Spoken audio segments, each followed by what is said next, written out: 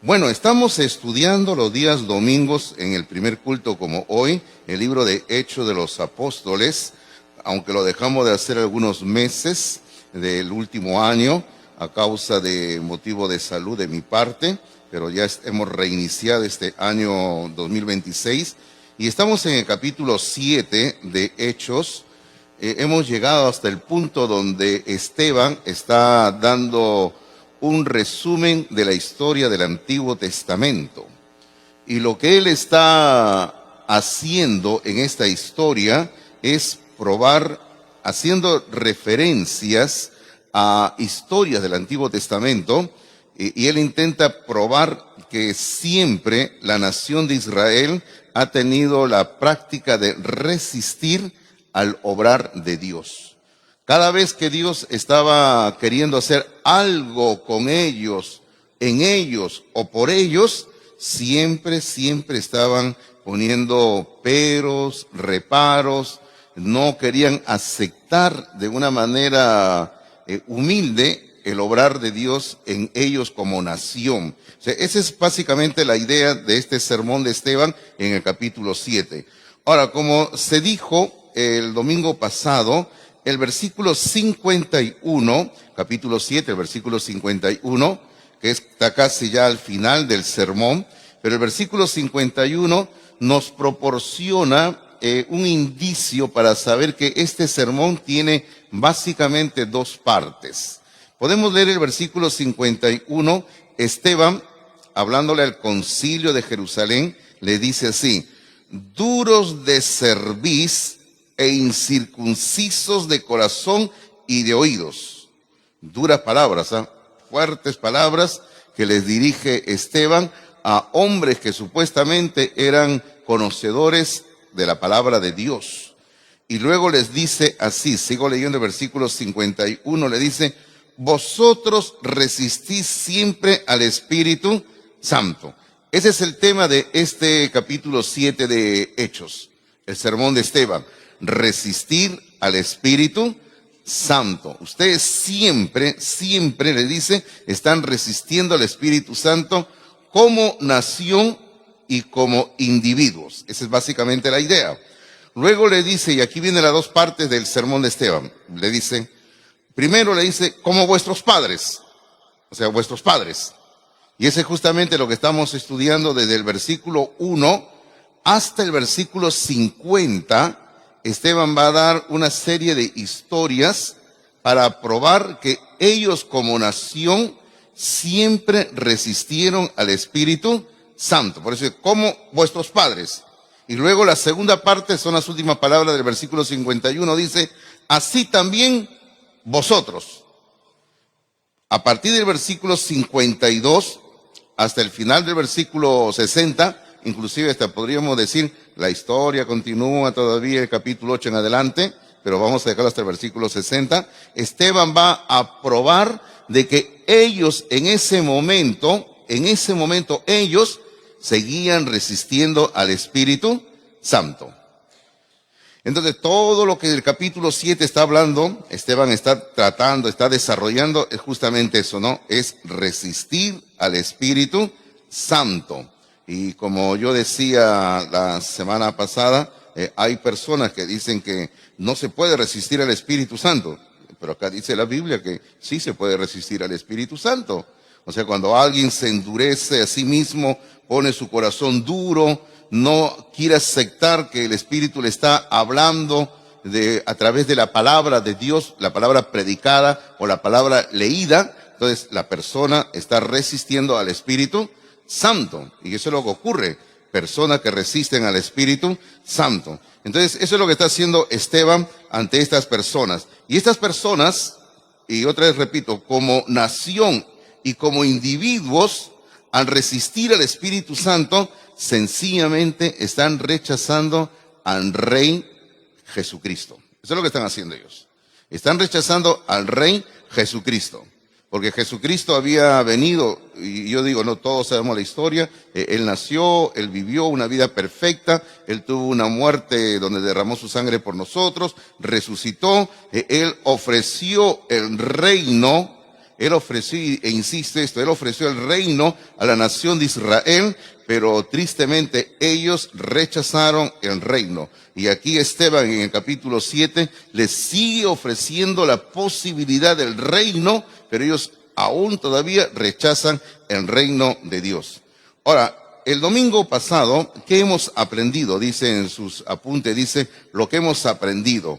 Bueno, ya hemos mencionado, Israel siempre se ha opuesto al plan de Dios, pero ahora tiene la oportunidad de aceptar al rey, lo acabamos de decir, y luego mencionamos que hay 4 lecciones de la historia, y el domingo pasado hemos visto lección número 1, los patriarcas y José, que ellos por envidia, usted sabe todo lo que le hicieron a José, ¿verdad que sí? Todos sabemos la historia de José.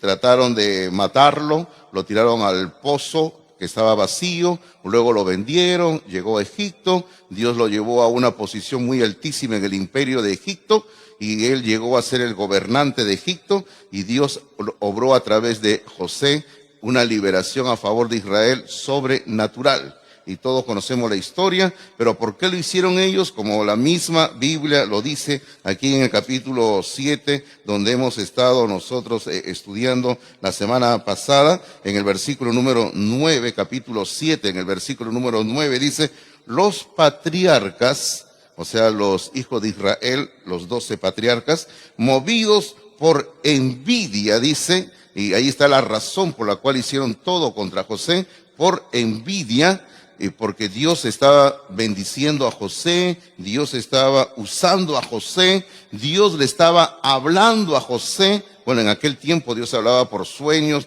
visiones, y ellos estaban llenos de envidia porque Dios no les hablaba a ellos. Entonces, ellos decidieron hacer todo el daño que decidieron hacer a José. Y hermanos, y otra vez, ¿por qué lo hicieron? Porque ellos no estaban aceptando el plan de Dios para ellos como nación, no querían sencillamente. Luego vimos una segunda historia, que usted también la tiene ahí en el boletín el domingo pasado, donde los israelitas y Moisés en Egipto lo rechazaron. Bueno, la historia de Moisés es bien larga y hoy día la vamos a continuar una segunda parte, pero aquí hay una segunda historia cuando Moisés nace en Egipto, y como digo, usted también conoce esa historia, es con historias muy conocidas, y donde él nace en Egipto y llega un momento dado donde él sencillamente se presenta ante los israelitas ofreciéndose como libertador. Y usted sabe que para esto él mata a un egipcio, y ahí donde viene un rechazo contra Moisés. Dice el versículo número 27, capítulo 7, en el versículo 27 dice, entonces el que maltrataba a su prójimo le rechazó a Moisés, lo rechazó a Moisés, por eso el rechazo, diciendo, ¿quién te ha puesto por gobernante y juez sobre nosotros? Eso es lo que le dice. O sea, en una palabra le estaba diciendo, ¿quién eres tú? ¿Quién eres tú para que me digas lo que me estás diciendo? ¿Qué autoridad tienes?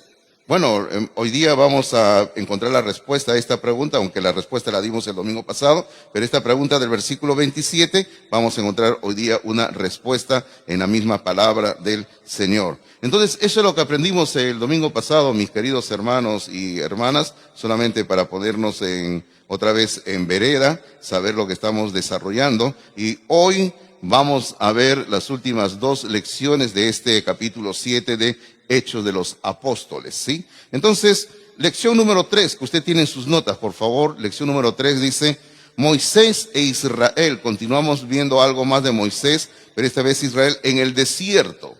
Permítame que usted pueda notar algo. Fíjese la diferencia. La lección número 2 es Moisés, Israel en Egipto, cuando todavía estaban en Egipto. Pero ahora es Moisés e Israel, pero en el desierto. ¿Y qué ocurre ahí?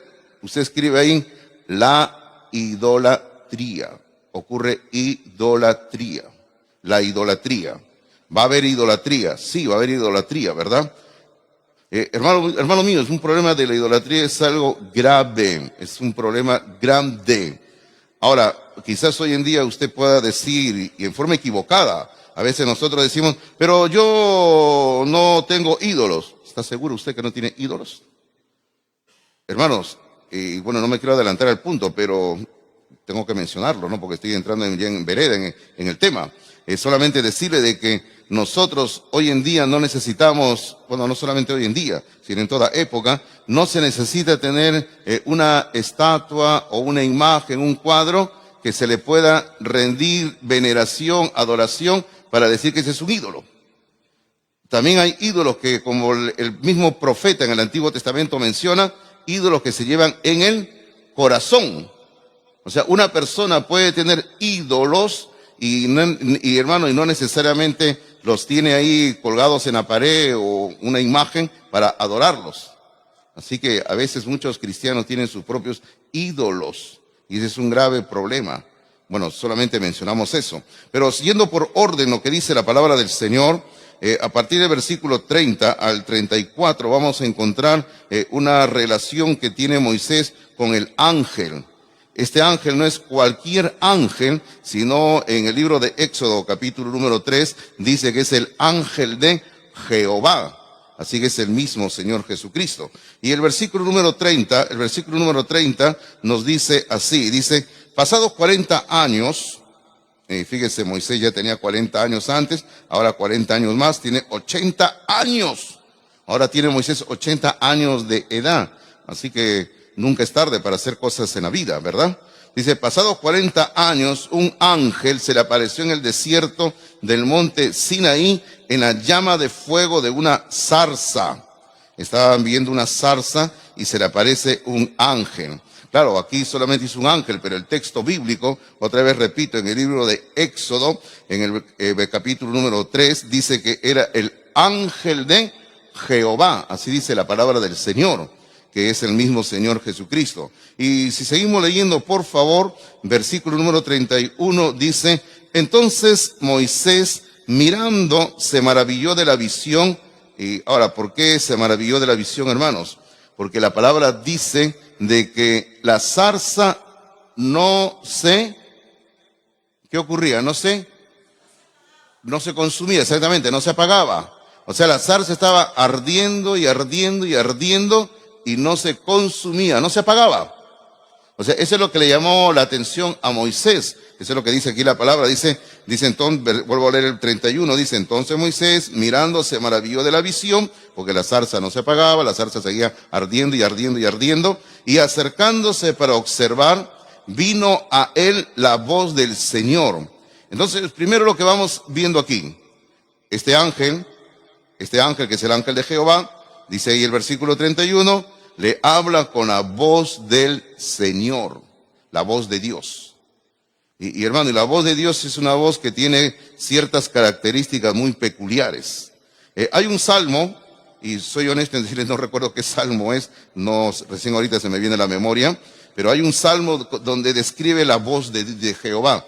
Dice, voz de Jehová que hace tal cosa, voz de Jehová que hace tal cosa, la voz de Jehová tal cosa. Quizás alguno de ustedes recuerda cuál es, pero ahorita no recuerdo cuál es. Pero la voz de Dios sencillamente tiene ciertas características muy particulares. Y cuando Moisés oye la voz, él sabe que el que le está hablando es Dios. Dios le está hablando. Así que este ángel no es cualquier ángel, sino es Dios mismo. El versículo número 32 queda mucho más claro. Esto dice así, el ángel le dice, yo soy el Dios de tus padres. Ahí está. No queda dudas. No es un simple ángel, es el mismo Dios. Le dice, yo soy el Dios de tus padres, el Dios de Abraham, el Dios de Isaac y el Dios de Jacob. Y cuando Moisés oye esto, ¿qué dice al final del versículo 32? Temblando, no se atrevía a mirar. Claro, porque en ese momento él va entendiendo de una manera completa de que es Dios el que se le ha aparecido. Y el 33 aún queda más claro, dice, y le dijo el Señor, que en hebreo le dijo Adonai, ¿verdad? Le dijo Adonai. Aquí en griego es Kurios, y le dijo Kurios, algunos dicen Kyrios. Dice, no, y le dijo el Señor, quita el calzado de tus pies, le dice, quita el calzado de tus pies, porque el lugar en que estás es tierra santa. El lugar que estás es tierra santa. Más adelante a Josué le va a ocurrir una situación similar. ¿Recuerdan ustedes? Cuando está justamente por iniciar el ataque días antes de Jericó. Y Josué se encuentra con el ángel de Jehová, este mismo ángel, el Señor Jesucristo. Y lo mismo ocurre, ¿no? Le dice, esta tierra es santa y quita el calzado de tus pies. Así que aquí le ocurre lo mismo. Moisés tiene que quitarse el calzado de sus pies porque es tierra santa. Ahora, ya hemos dicho e insistimos, no es cualquier ángel, este ángel es la segunda persona de la Trinidad, es el Señor Jesucristo, que se le ha aparecido. Es lo que nosotros en teología usamos dos palabras. Usamos la palabra, es una teofanía o cristofanía. Así le decimos. Teofanía o cristofanía. Teo, Dios, fanía, aparición. Es una aparición de Dios. O cristofanía. Cristo, sabemos que Cristo, fanía, aparición. O sea, es una aparición de Cristo. Cristo, antes de encarnarse como un niño, apareció muchas veces en el Antiguo Testamento. Y en este caso lo hizo en la forma de un ángel. Ahora, queremos dejar en claro de que Cristo no es un ángel, pero Él asumió la forma de un ángel, por si acaso. Él asumió así. Ahora, yo no sé cómo usted se imagina un ángel, por si acaso, ¿eh? Pero yo cuando estoy hablando de ángel, yo estoy pensando en una forma y usted de repente está pensando en otra forma, ¿no? Muchos imaginan que los ángeles, una de las cosas que tienen alas, ¿no? Y yo le digo, ¿es cierto? ¿Usted cree que todos los ángeles tienen alas? Y ya están dudando, ¿no? Por si acaso, todos los ángeles no tienen alas, ¿ah? Por si acaso. Solamente en la Biblia se menciona que tienen alas los querubines, nada más los serafines.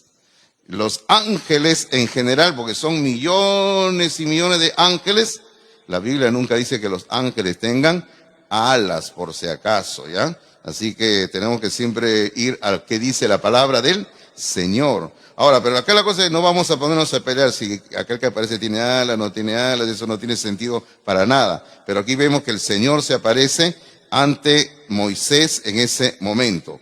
Y en el versículo número 34 le dice así a Moisés, le dice, ciertamente he visto la aflicción de mi pueblo que está en Egipto, y he oído su gemido, y he descendido para librarlos. Ahora, después de 40 años, lea lo que le dice. Ahora pues, ven, te enviaré a Egipto. Hermano, el mínimo, ni siquiera Moisés creo que había evaluado volver a Egipto otra vez. O sea, él nunca había pensado regresar a Egipto porque su cabeza tenía precio en Egipto. ¿Recuerda usted lo que él había hecho 40 años atrás? Había matado a un egipcio y por lo tanto él había huido de Egipto por esa razón. Y él ni pensaba remotamente volver a Egipto. Y ahora el Señor le dice, tienes que ir a Egipto. ¿A usted no le ha ocurrido algo así de que a veces cuando usted no quiere algo, resulta que Dios le impulsa y Dios de alguna manera lo lleva a usted a ese lugar que usted nunca quería ni siquiera acercarse? ¿O nunca lo había pensado? ¿Le ha ocurrido o no le ha ocurrido? A ver, ¿cuántos se han casado con la persona que no querían casarse? No lo diga, por favor, no lo diga, ¿ya? Pero puede haber ocurrido, ¿sí o no? De repente en su juventud se conocían y usted le tenía antipatía a él, a ella, que esta chica no me cae, que este chico no me cae y que ni quiero que se me acerque, y a las finales están bien casados, ¿no? Puede ocurrir, ¿sí o no, hermanos? ¿Ocurre o no ocurre? Ocurre, venga, le dice, la hermana lo dice fuerte porque ya le ocurrió ya, ¿ven? Así es, ocurre, ¿verdad? O de repente usted diría algún día, no, ni siquiera quiero acercarme a esa iglesia, no me gusta esa iglesia. Y ahora usted está bien sentado acá, ¿no? Y de repente es el pastor de la iglesia, usted también, ¿no? ¿Quién sabe? Pues, ¿no? Mejor no digo nada, ¿ya? Pero bueno, entonces ahí tenemos de que Dios lo está enviando a Moisés a Egipto, el lugar donde él ni siquiera quería regresar, y Dios lo está enviando. Hermano, y vamos aprendiendo algo, ¿ah?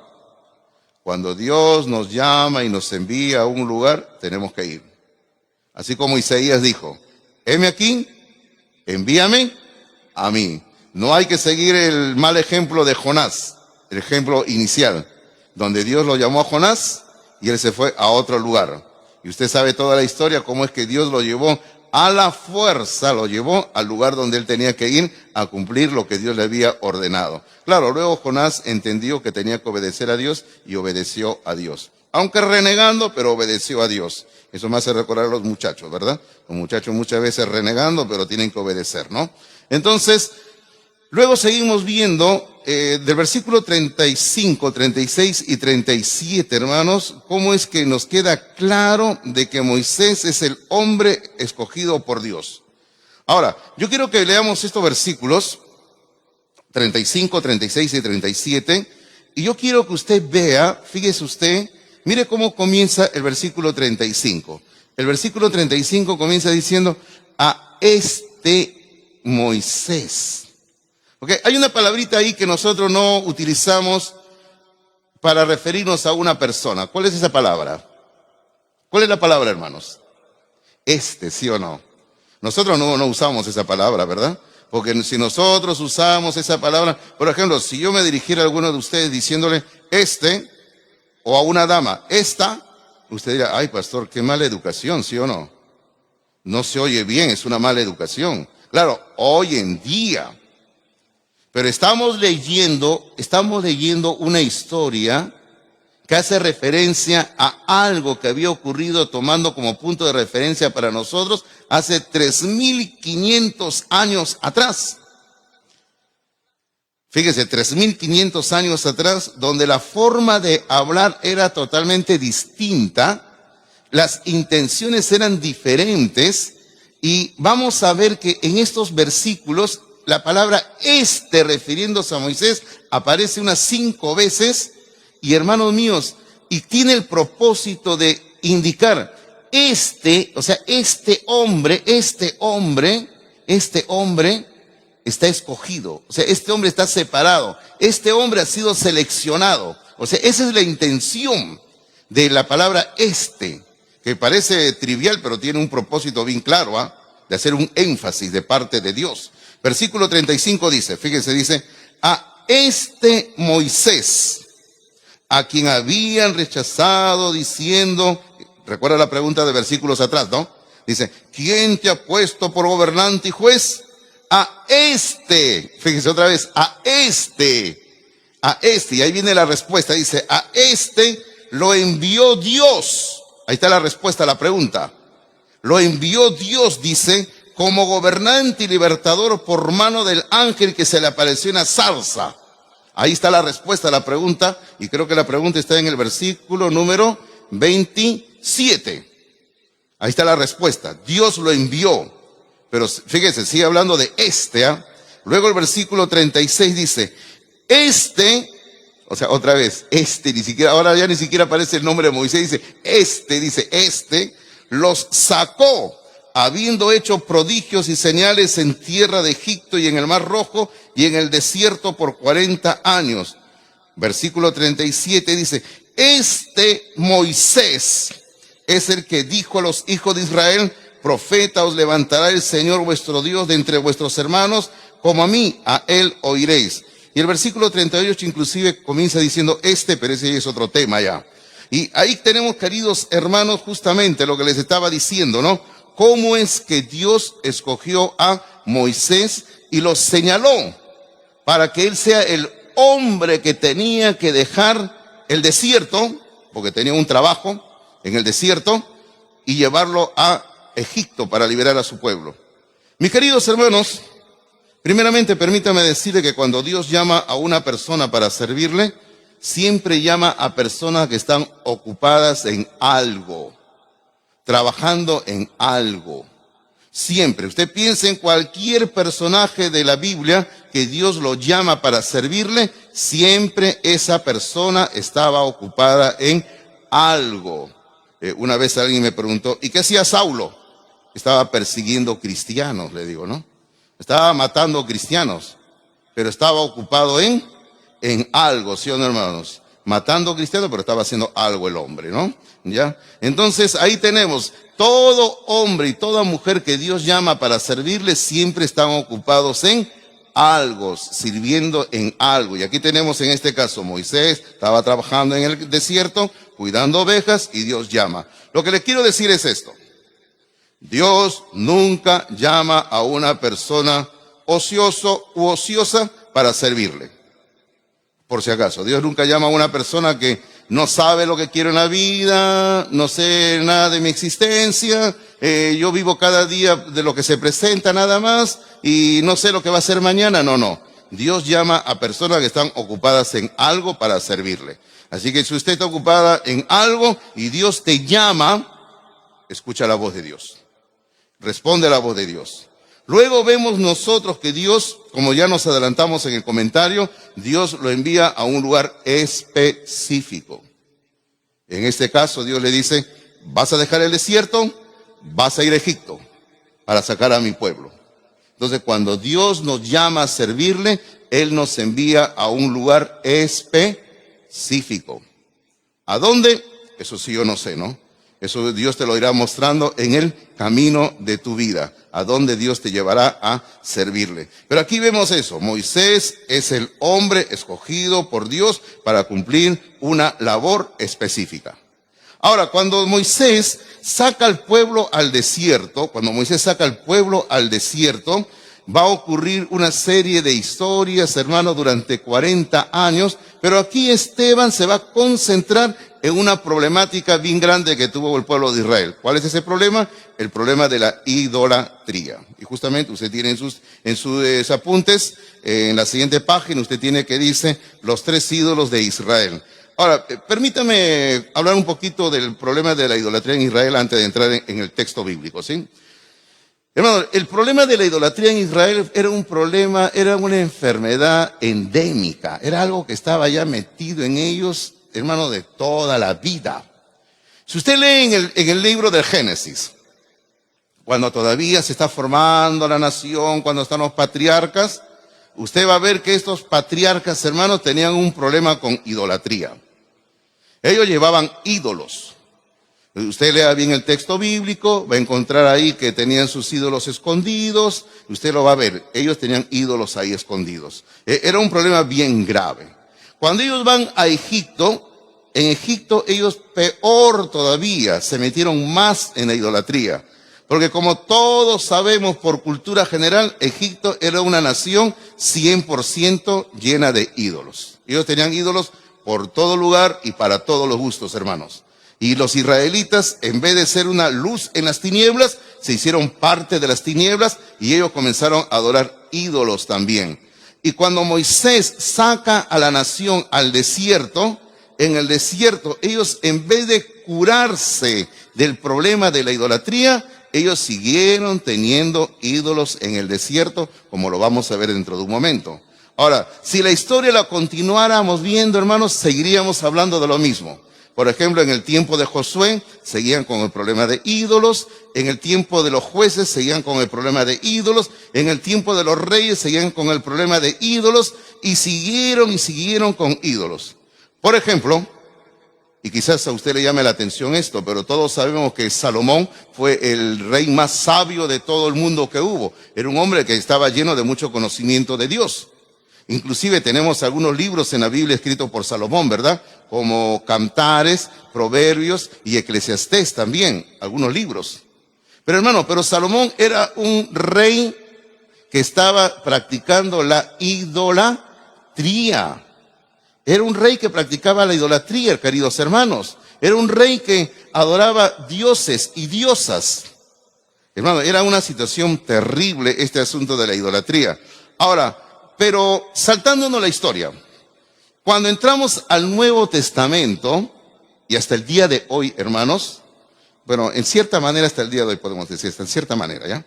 Pero con ciertas limitaciones. Pero cuando entramos al Nuevo Testamento, encontramos que la nación de Israel ya no están practicando idolatría. Ya no tienen ídolos, ya no tienen imágenes. La pregunta es, ¿qué pasó? ¿Qué ocurrió? Bueno, si retrocedemos en la historia, ¿qué ocurrió en el año 600 antes de Cristo? Ocurrió lo que nosotros llamamos el cautiverio en Babilonia. Babilonia vino, atacó la nación de Israel y se los llevó cautivos porque Dios así lo permitió. Y ahí surge la historia de Daniel y otras historias más en Babilonia. Entonces, cuando la nación se encuentra 70 años en Babilonia, hermanos, ahí en Babilonia Dios los curó de la idolatría. Porque cuando después de 70 años regresan, y más de 70 años, como 90 años, regresan a su tierra otra vez, santo remedio. Usted puede observar el libro de Esdras y el libro de Nehemías, y ya no hay más idolatría. Dios tuvo que llevarlos lejos de su tierra. Dios tuvo que castigarlos. Hermano, Dios tuvo que literalmente hacer que les den, como dice en la Biblia, con látigo de escorpiones, así dice en la Biblia. O sea, les dieron duro a ellos como nación para que aprendan que no deben de practicar la idolatría. Ahí se curaron ellos. Ahora, ahí permítame una reflexión. ¿Y nosotros como cristianos estamos practicando la idolatría? Ahora, no me diga que no, hermano mío, porque usted, claro, usted me va a decir no desde la perspectiva de que no tiene, como dije hace un rato, un cuadro en la casa o no tiene una estatua.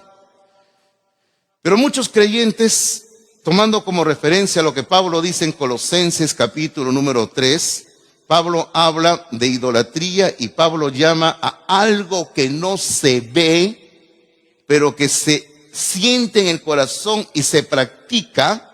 Pablo lo llama idolatría. ¿A qué me refiero? A la avaricia. Pablo dice, la avaricia, la codicia, es idolatría. Así que, hermano, desde ahí entendemos algo. Todo aquello que nosotros consideramos como tan importante como Dios, o aún más importante que Dios, se convierte en un ídolo en la vida de la persona. Por eso le digo, ¿cuál es su ídolo de usted? ¿Cuál es su ídolo de usted? Hermano, el creyente no debe de tener ídolos por si acaso. No debe de tener ídolos. Todo creyente solo tiene que adorar al Dios verdadero, que es espíritu y verdad. Ningún creyente debe tener un ídolo. Hermano, y pueden haber un montón de ídolos en la vida del creyente. Ídolos que usted considera una persona, la persona más importante en su vida, la más importante que Dios inclusive, y yo haría por esa persona lo que sea. O algunos pueden considerar de repente su casa, su ídolo, ¿no? Mi casa es mi ídolo y nadie va a chocar con mi casa y si tengo que quedarme en mi casa, en vez de ir a la iglesia, me quedo en mi casa porque la tengo que cuidar, ¿no? O su carro. Mi carro es lo más importante que Dios, y si en la iglesia no hay cochera para estacionar mi carro, entonces no voy a la iglesia, porque si lo dejo en la calle me lo pueden arañar o lo pueden robar, ¿no? Entonces, y hermano, ¿y usted se da cuenta? Cuando comenzamos a actuar así, ese es el ídolo en nuestra vida. Por eso le digo, ¿cuál es el ídolo en la vida de usted? Yo una vez conocí hace muchos años atrás, cuando era muchacho, conocí a un hermano. Bueno, ese hermano ahora ya es adulto, él es mayor que yo, y él tenía como ídolo a su Biblia. Usted dirá, ¿y cómo puede tener a su ídolo como la Biblia? Porque un día estábamos en la misma iglesia y yo puse mi Biblia en una banca y él puso su Biblia al lado de la mía, ¿no? Entonces nos quedamos mirando los dos, cada uno su Biblia. Y mi Biblia era, en ese tiempo, esas Biblias guerreras, pues hermano, ¿no? Donde uno le daba de alma y cuerpo, ¿no? Usted sabe cómo era la Biblia guerrera, ¿no? La Biblia que uno, en esos tiempos no era como hoy en día que uno se compra una Biblia cada rato de cualquier tamaño. En ese tiempo solamente había 1 o 2 lugares donde vendían Biblia y uno tenía una Biblia y con las justas era su Biblia de toda la vida, ¿verdad? Y era la Biblia que uno leía y volvía a leer y marcaba, y si era posible era la Biblia que uno luego pasaba a la siguiente generación. Así era, ¿sí o no? ¿Recuerdan ustedes? Así era. Entonces mi Biblia era una Biblia guerrera que estaba pero más usada por todos lados. Y el hermano, su Biblia estaba como si recién lo hubiera comprado. Entonces, y yo sabía que no la había comprado recién. Entonces yo le digo, oye, ¿por qué tu Biblia está tan nueva? Y me dijo, es que yo no la abro así nada más. ¿Qué quiere decir? ¿De que no la lees? No, me dice. No solamente yo aquí cuando vengo al culto escucho la enseñanza nada más. Es que no quiero que se maltrate mi Biblia, me dice. O sea, este hombre, este hermano, tenía su ídolo, el libro. O sea, no quería que el libro se maltrate y no lo leía, por eso. Y hermano, eso sencillamente nos lleva a un mal entendimiento de lo que es la palabra de Dios, de lo que es adorar a Dios. Hermano, usted no tiene que adorar al libro. Ahora, tampoco le digo que usted lo trate como sea este libro, porque este libro es la palabra de Dios, ¿verdad? Ese es el otro extremo. Pero, hermano, tenemos que entender que este libro es la palabra de Dios y lo que tenemos que hacer es leerla todos los días y leerla y leerla. Y si usted tiene que subrayar, subraye su Biblia, ¿verdad? Así tiene que ser siempre. Pero a lo que vamos es esto, ¿no? ¿Cuál es el ídolo de usted en su vida? ¿Cuál es? Algunos van a decir, yo sé cuál es el ídolo del pastor Hidalgo. ¿Cuál es? Las bancas de la iglesia. Usted me ha visto cuando yo estoy mirando que no maltraten las bancas. ¿Me ha visto o no me ha visto? Yo estoy por ahí mirando ahí. Y yo le digo a los sugieres, a los encargados, le digo, mira, ya hay un niño que me está pisando la banca. Dile que no pise la banca, le digo. Y los demás van corriendo, no pises la banca, le dice. ¿Ya? Y yo cuido mucho las bancas. Le digo, no, claro, yo tengo que cuidar las bancas. Un día alguien me dijo, pastor, ¿a usted lo van a enterrar con su banca? Sí, le dije, porque quiero que la desarmen. Ya le encargué al carpintero y me hace mi cajón, le he dicho yo, con una banca. Pero hermanos, nosotros tenemos que dejar cualquier ídolo a un lado, ¿verdad? Lo más importante es adorar solo a Dios. Ahora, ¿cuáles son los 3 ídolos que tenía Israel? Vamos a ver.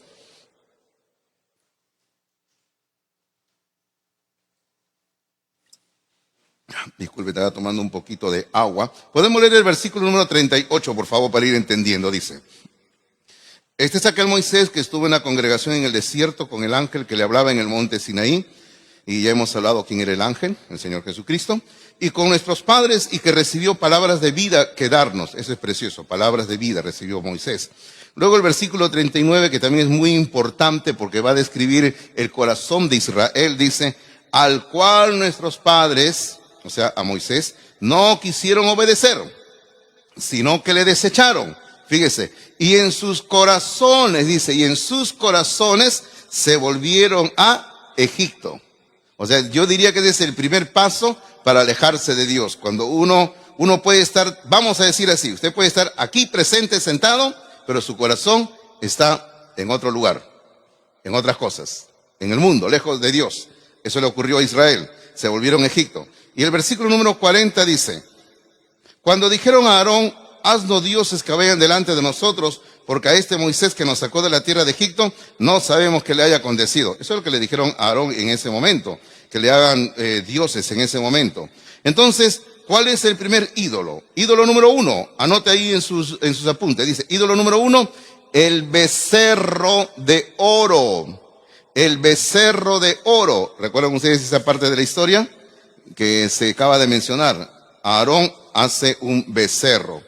Y bueno, y para mí la excusa de Aarón es una excusa que no tiene sentido, porque Aarón dijo, ay, Moisés, le dice algo así, ¿no? Ellos me dieron el oro, yo lo eché, o sea, donde se fundía, y salió un becerro, le dice.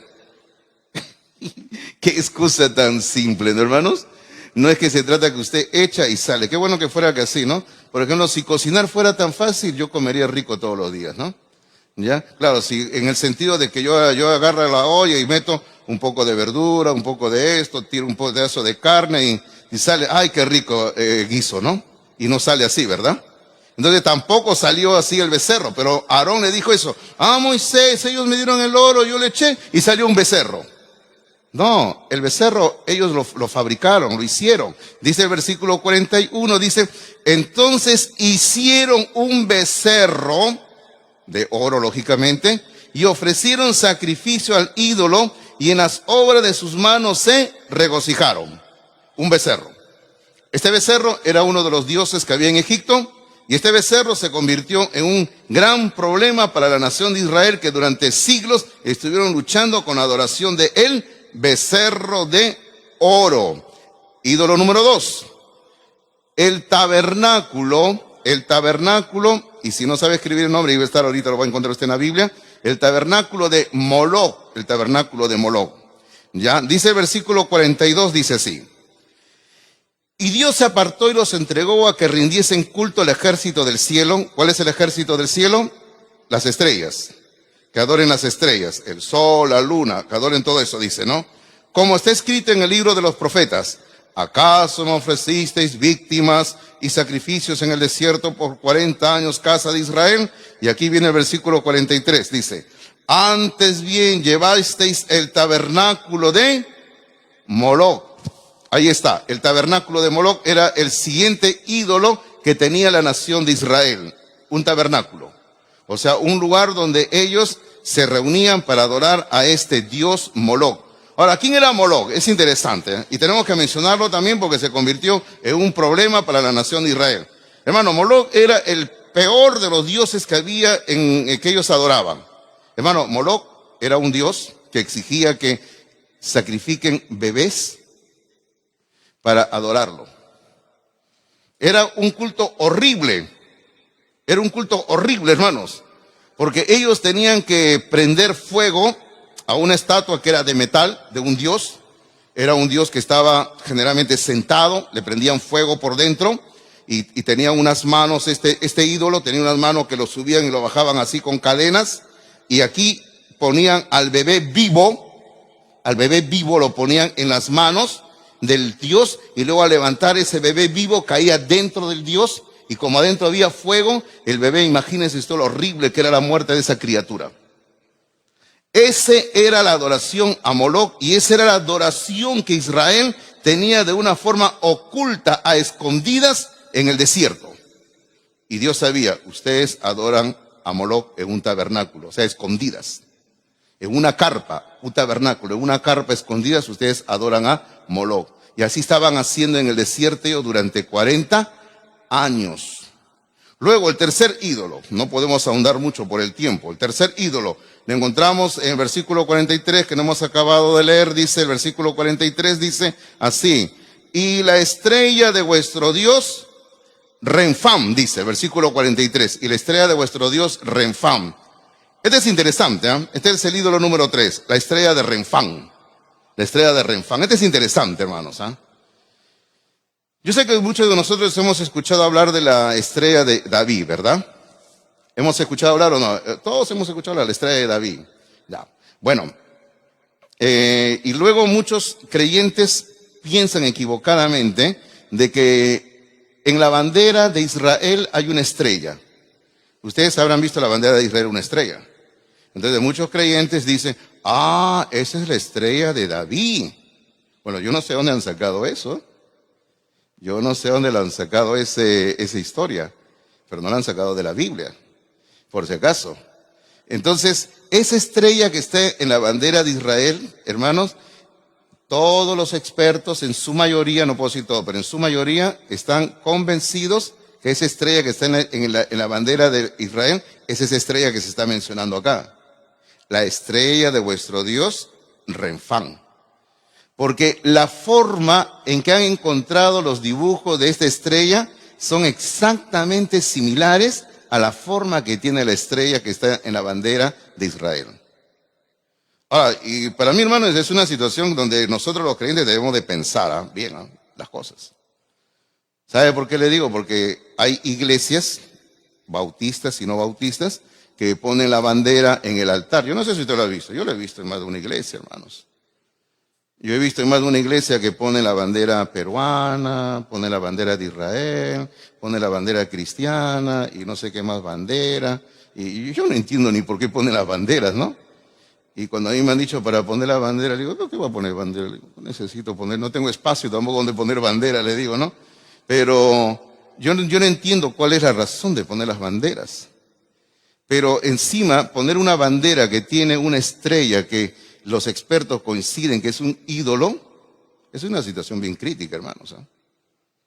Yo creo que se debe de pensar bien las cosas antes de actuar, ¿verdad? Pero aquí Israel en el desierto estaban adorando a una estrella, que no era la estrella que nosotros pensamos, era una estrella que ellos habían sacado de Egipto. Y luego dice final del versículo 43 dice, figuras que os hicisteis para adorarlas, dice. Y por lo tanto os transportaré más allá de Babilonia. Ahí viene el castigo. Babilonia, lo que le mencioné a ustedes. ¿Dónde se curaron de la idolatría como nación?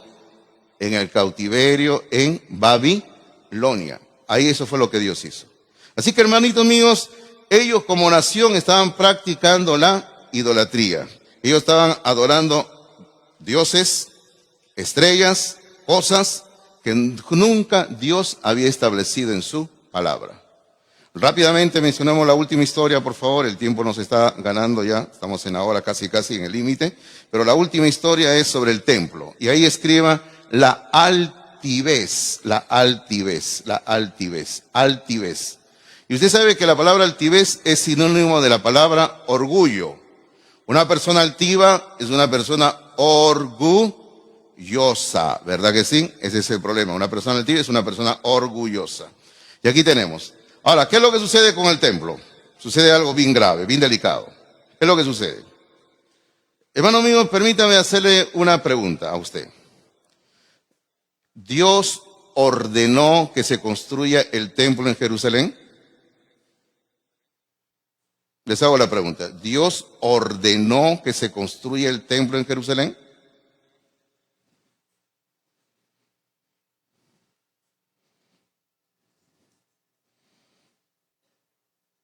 ¿Nadie responde? A ver, voy a tomar mi agüita mientras están pensando, ¿ya?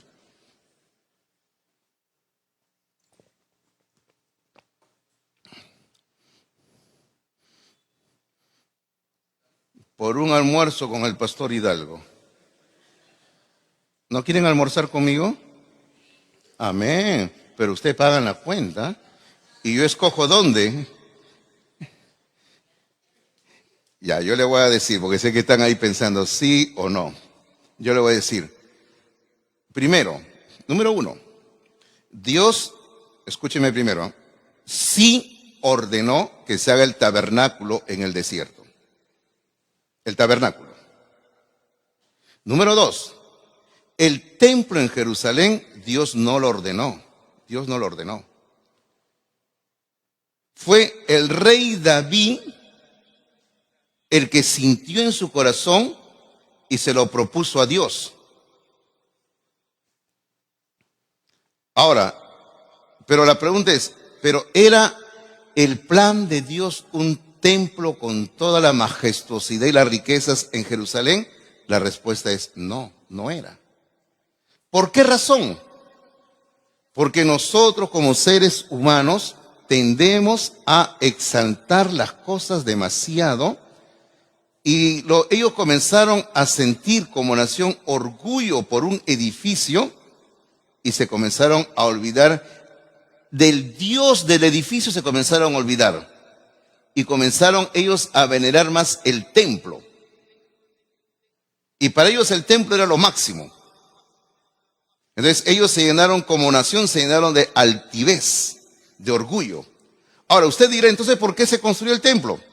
Mire, déjeme decirle más o menos lo que ocurre en nuestras vidas diarias. A ver, nosotros como personas a veces entendemos las cosas, pero insistimos en que es hacer algo.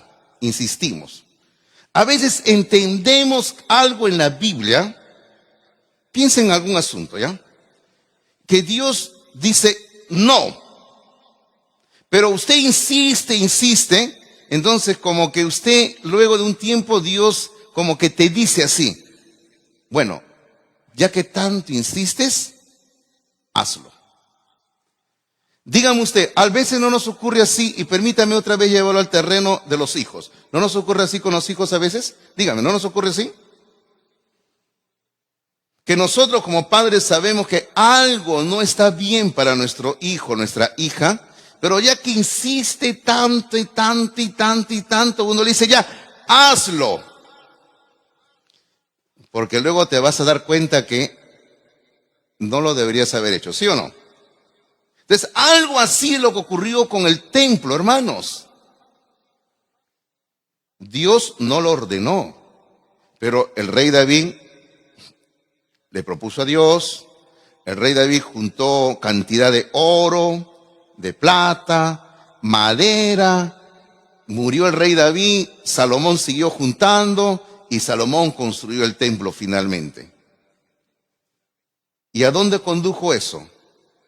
¿Condujo a una mejor comunión con Dios? No, Señor. Condujo a que la nación de Israel se llenara de orgullo, pensando más en el templo que en Dios. Es por eso que Cristo en el Nuevo Testamento dijo, uno mayor que el templo está aquí. Ese era Él, Dios. Porque el templo no era lo importante, el edificio no era lo importante, sino Dios, hermanos. Es más importante que el edificio. Pero vamos a leer la historia. Mire usted el versículo 44 en adelante, por favor. ¿Ok? Versículo 44 hasta el 50, vamos a leer. Mire lo que dice.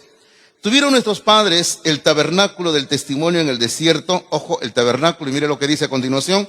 Como había ordenado Dios. O sea, Dios ordenó el tabernáculo en el desierto, que era una simple carpa, digámoslo así.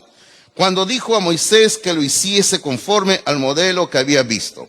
El cual, Moisés, recibido a su vez por nuestros padres, lo introdujeron con Josué, al tomar posesión de la tierra de los gentiles, a los cuales Dios arrojó de la presencia de nuestros padres hasta los días de David. Aquí viene, ¿qué ocurre con el rey David? Mire lo que ocurre con el rey David, dice.